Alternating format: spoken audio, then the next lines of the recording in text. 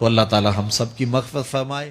گناہوں کی عادت چھڑا میرے مولا۔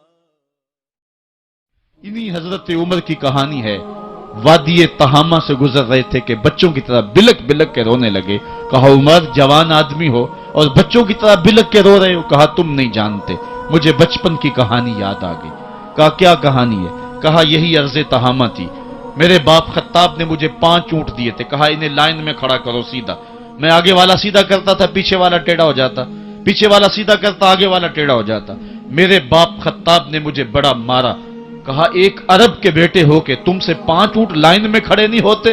کہا ایک زمانہ عمر پہ وہ تھا کہ اس سے 5 اونٹ لائن میں کھڑے نہیں ہوتے تھے، اور آج شرق سے لے کر غرب تک 23 لاکھ مربع میل کی حکمرانی اور انسان بھی لائن میں کھڑے ہیں۔ یہ محمد عربی کے جوڑوں کا صدقہ نہیں ہے تو اور کیا ہے؟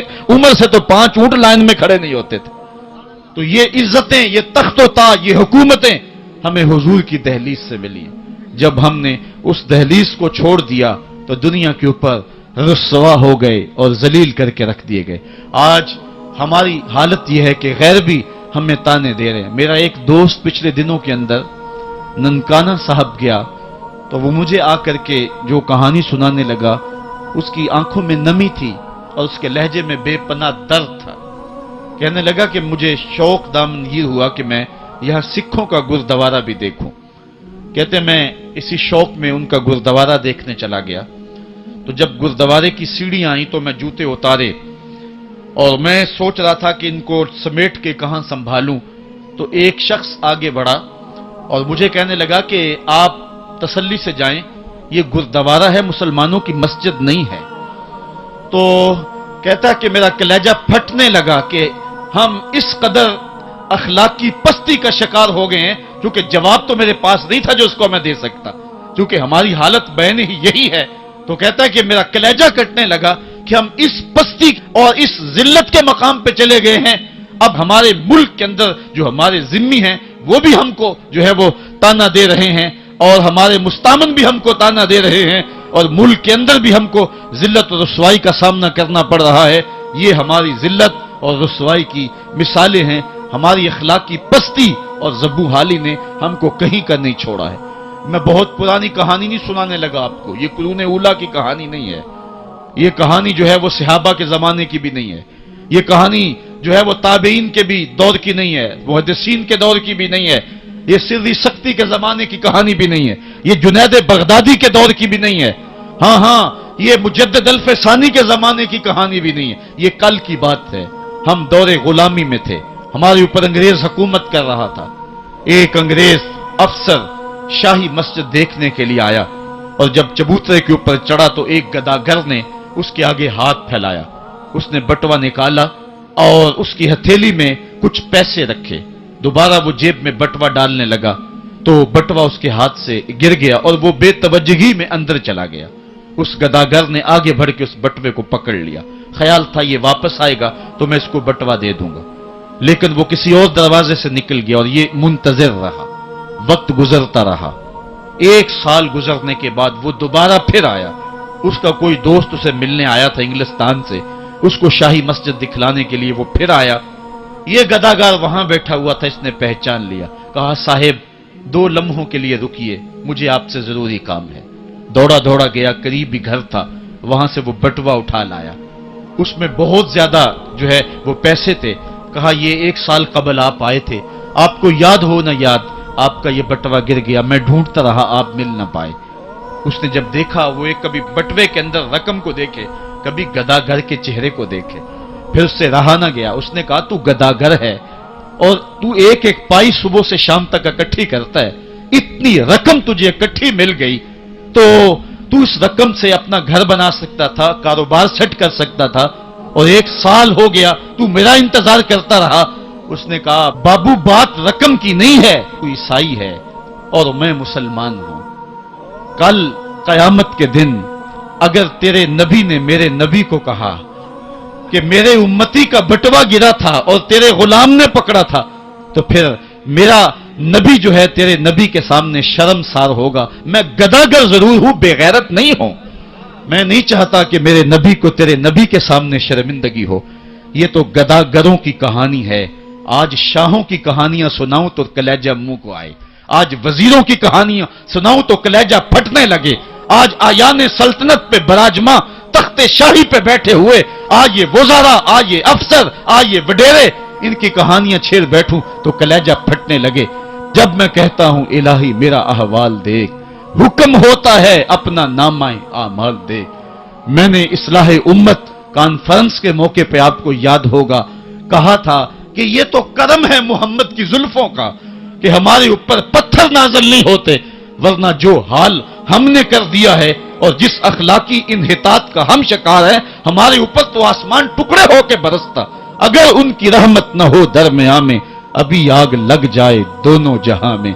इकबाल कहता है जवाल बंदाए मोमिन का बेजरी से नहीं।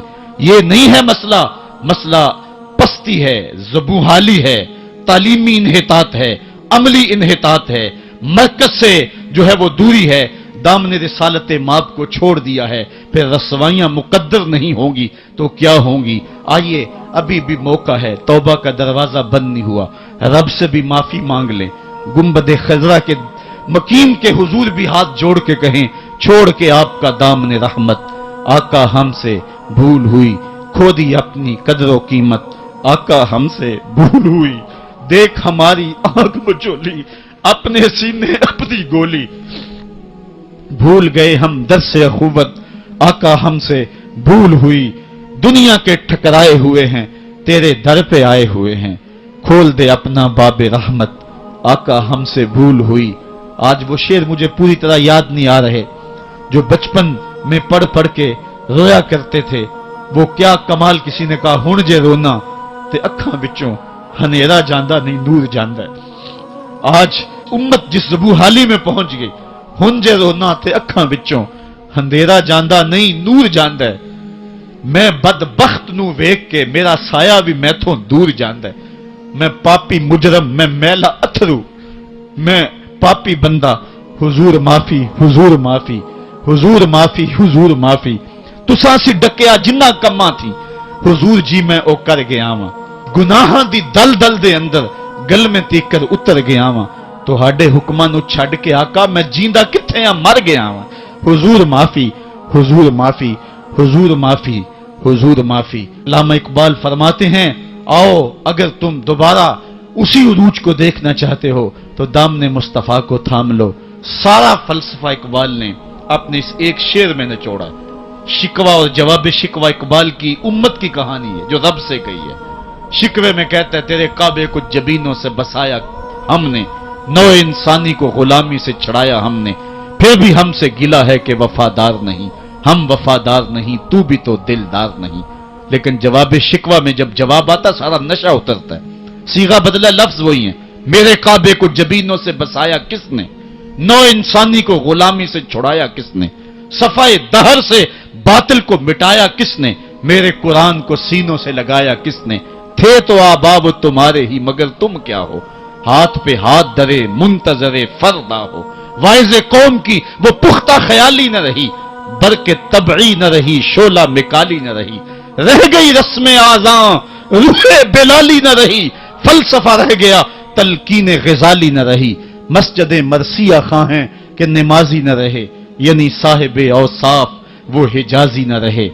तो इकबाल ने अपने जवाब शिकवे को यहां आकर के रोका। सदा उधर से आ रही है, उम्मत को इलाज दिया जा रहा है। इकबाल के सारे फलसफे का निचोड़ ये है कि मोहम्मद से वफा तूने तो हम तेरे हैं, ये जहां चीज है क्या लौहो कलम तेरे हैं। फिर लौह भी तेरे हाथ में दे देंगे, कलम भी तेरे हाथ में पकड़ा देंगे, तख्ती भी तेरे पास होगी, कलम भी तेरे पास होंगे। फिर तेरी तकदीर के फैसले वाशिंगटन में नहीं होंगे, फिर खुदा बंदे से खुद पूछेगा बता तेरी रजा क्या है। तो हमने उन राहों का मुसाफिर बनना है। आइयो जिंदगी का जमाल और जिंदगी का हुस्न हासिल करने के लिए हुजूर की दहलीज पे आ जाएं। बहुत दूर जा चुके हैं, आका की रहमत अब भी आवाजें दे रही हैं, मेरे भोले भाले उम्मतियों वापस आ जाओ, मैं तुम्हें सीने से लगा के तुम्हारे पिछले सारे गुनाह बख्शवा दूंगा। और रब कह रहे वलो अन्नहुम इज़्ज़लमू अनफुसहुम जाऊका ظلم کر بیٹھے ہو کوئی بات نہیں، میرے محبوب کی دہلیز پہ آ جاؤ، میرے نبی کے ہاتھ اٹھ گئے میں تمہارے سارے گناہ ہی معاف فرما دوں گا۔ اللہ کو تو اللہ تعالی ہم سب کی مغفرت فرمائے۔ گناہوں کی عادت چھڑا میرے